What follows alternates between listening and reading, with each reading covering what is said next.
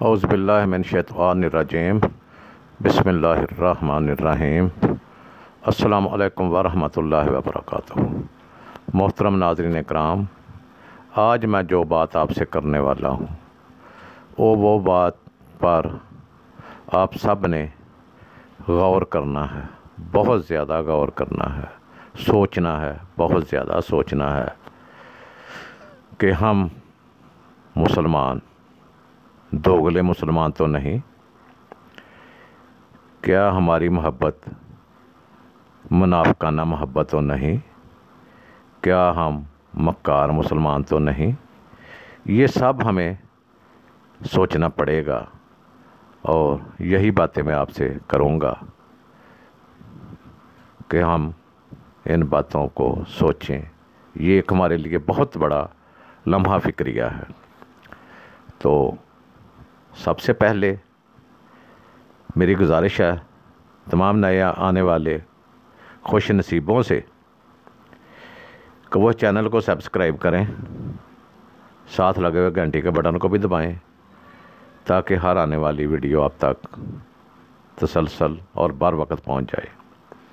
इसको लाइक भी करें, इसको अपने दोस्तों और अजीज़ों कार में सदका जारिया समझकर शेयर भी करें। बहुत मेहरबानी। तो मोहतरम,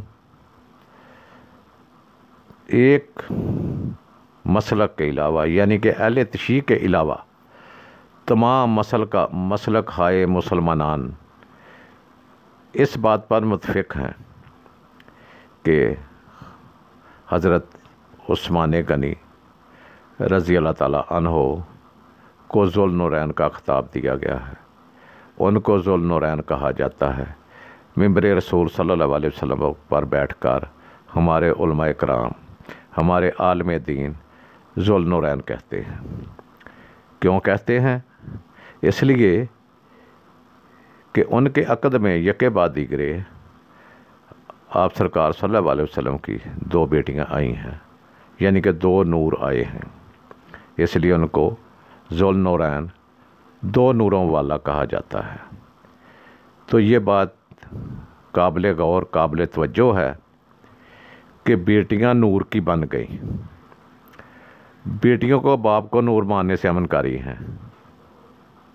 ये कैसी हमारी रिसर्च है, कैसा हमारा तज्ज़िया है, कैसी हमारी सोच है, कैसा हमारा दिमाग है।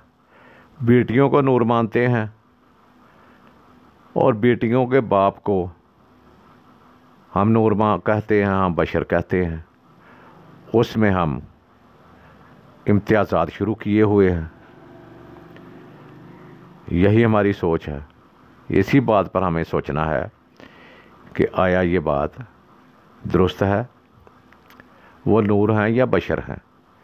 सबसे पहले तो मेरी तमाम दोस्तों से, तमाम मुअज़्ज़ज़ीन से एक गुजारिश है कि इन बातों में पर्दे का हमें क्या फ़ायदा है।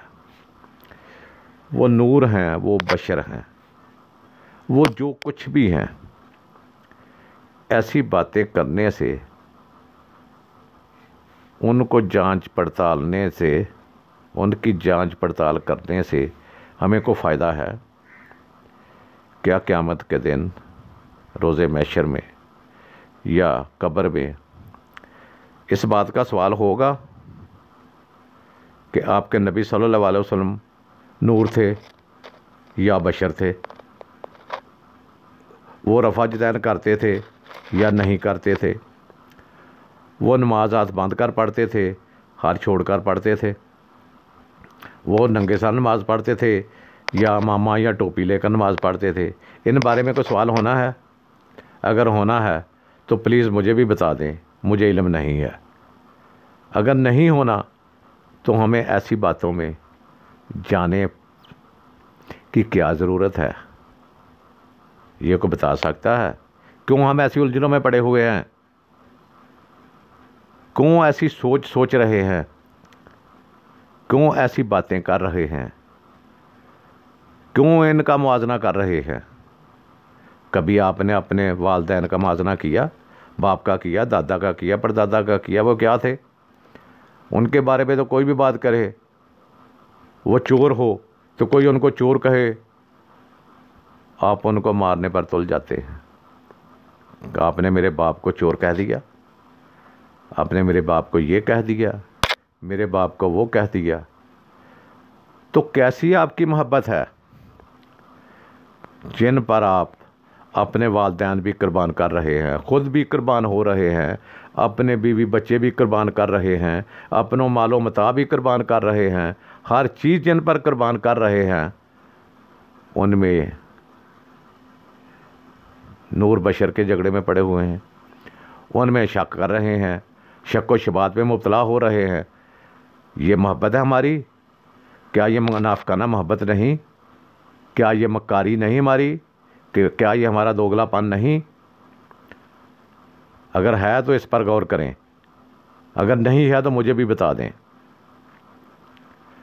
इन सब बातों पर आज हमें गौर करना पड़ेगा। अगर हम गौर कर लेंगे तो हमारी दुनिया भी सुरखरू होगी, हमारी आखिरत भी सुरखरू होगी। फिर हम में कुछ ऐसे लोग भी हैं जो अपने पीरो मुर्शद को रब कहते हैं। सुना है, मैंने खुद सुना है कि हमारा पीरो मुर्शद हमारा रब है, हमारा रसूल है, हमारा खाना काबा है। मैंने खुद सुना है। ना दुनिया में ना जन्नत है ना दोज़ख है, ये अल्लाह रब्बुल इज़्ज़त ने हमें लालच दिया हुआ है। यही दुनिया जो सुरखरू ज़िंदगी गुजारता है वही हमारी जन्नत है।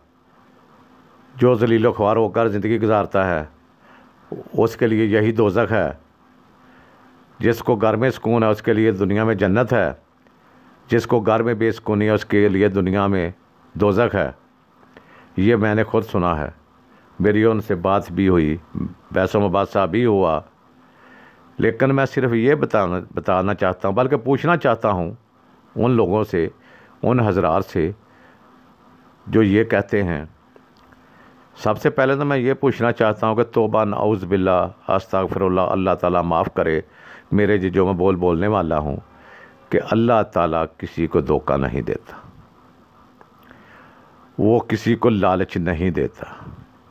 वो जो कुछ कहता है सच कहता है और हकीकत करके दिखाता है। यही उसकी सिफ़ात आला है कि अल्लाह रब्बुल इज़्ज़त जो बोलता है वो हकीकत होता है। वो किसी को लालच नहीं देता, किसी को दोज़ख का डरावा नहीं देता। ये आपके जहन में बहुत गलत बातें इन नाम निहाद पीरों ने ठोंस रखी है कि ना दोज़ख है ना जन्नत है और कोई बात भी नहीं है। ऐसी बातों से मेहरबानी इज्तनाब करें। तो दूसरी बात कि दुनिया ही हमारी जन्नत है। चलो आपकी बात मान लेता हूँ। एक आदमी चोरी करता है, डाका डालता है, सूद खाता है, हराम खाता है, ज़िना हरामकारी के से पैसे इकट्ठे करके ऐशो इशरत की ज़िंदगी गुजारता है, तो क्या तुम्हारी नज़र में वो जनती है?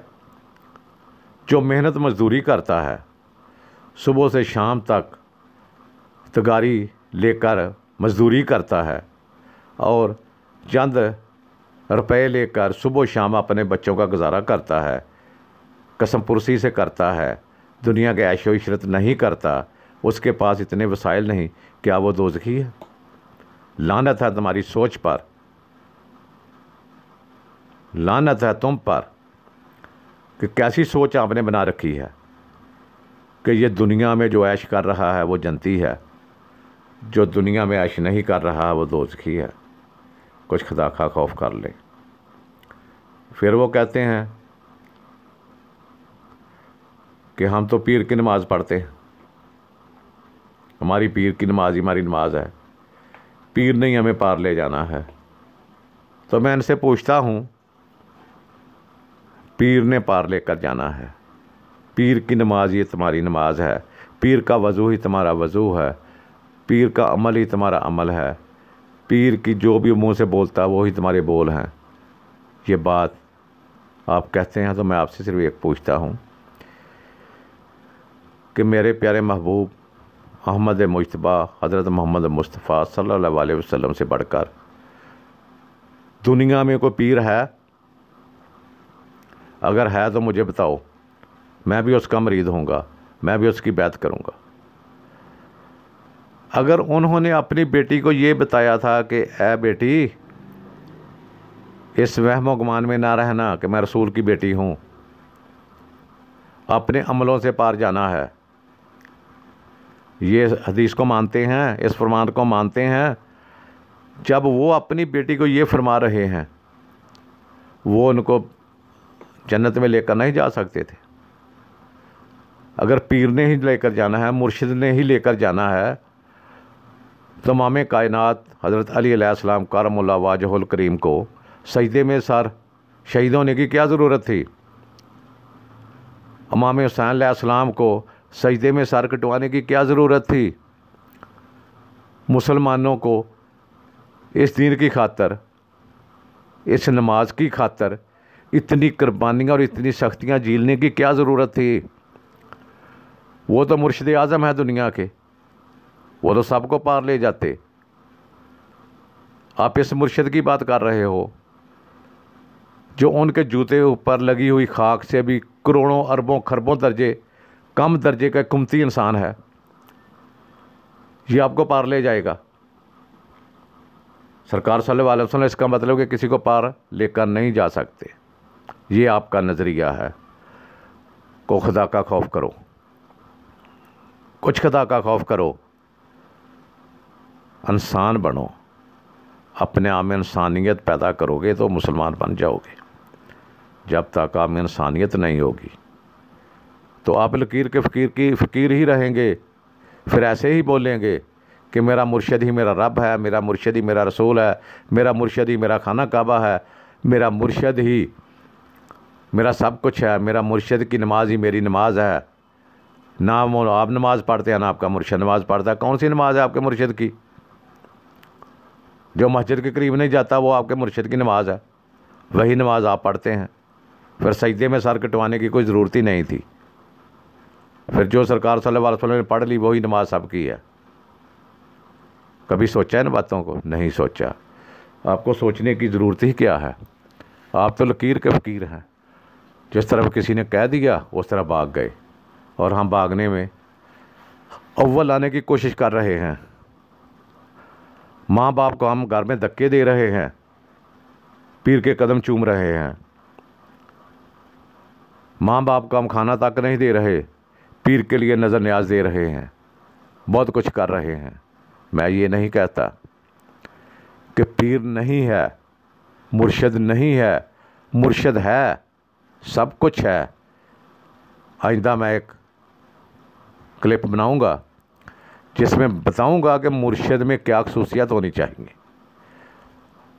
जो खसूसियात मुर्शिद में हैं, मुर्शिद वो है जो मेरे आका नामदार सल्लल्लाहु अलैहि वसल्लम और अहले बैत से मोहब्बत करने वाला है।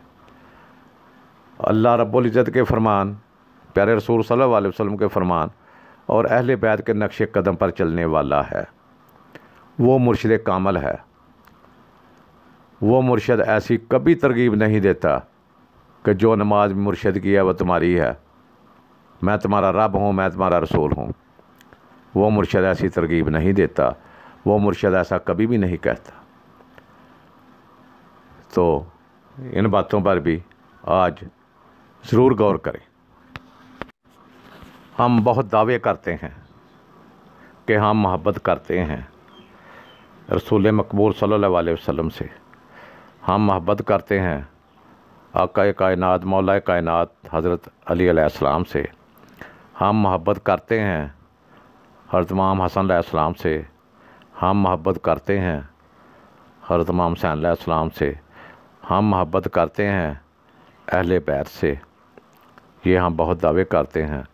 लब्बैक या रसूल अल्लाह के नारे लगाते हैं, या अली मदद के नारे लगाते हैं, या हसन या हुसैन के नारे लगाते हैं।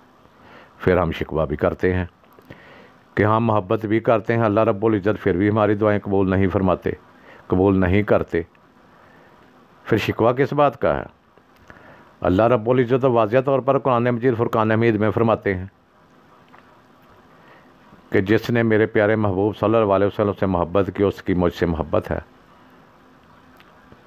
जिसने इनके कुर्ब से मोहब्बत की, कराबत से मोहब्बत की, उसकी मुझसे मोहब्बत है, जिसने इनसे बुग़्ज़ रखा उसका मुझसे बुग़्ज़ है, जिसने इनसे दुश्मनी रखी हो जिसकी मुझसे दुश्मनी है। तो क्या हम बुग़्ज़ वाली मोहब्बत तो नहीं करते?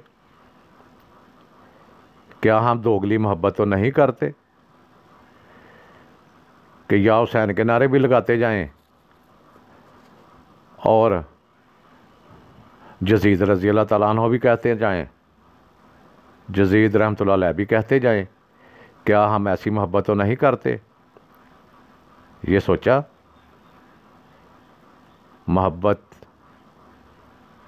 करनी बहुत मुश्किल है। नाम ले लेकर नारे लगाने से मोहब्बत नहीं होती। किसी भी मजलिस में चले जाएं, किसी भी महफ़िल में चले जाएं, किसी सहरा मैदान में चले जाएं, किसी स्टेज पे चले जाएं, तो नारे बुलंद होते हैं। या रसूल अल्लाह सल्लल्लाहु अलैहि वसल्लम के नारे बुलंद होते हैं, हज़रत अली अलैहिस्सलाम के नारे बुलंद होते हैं, इमाम हसन हुसैन अलैहिस्सलाम के नारे बुलंद होते हैं। हमारी मोहब्बत सिर्फ नारों तक है। कोई आदमी ऐसा है जो ये यकीन से कह सके कि मैं जब भी किसी मजलिस में गया हूँ, किसी महफ़िल में गया हूँ, मैं बावज़ू हूँ, बावज़ू होकर गया हूँ और उनको हाज़र नाज़र समझ कर गया हूँ? कोई ऐसा नहीं कहेगा। शायद कोई चंद हूँ, लेकिन बहुत अक़लियत में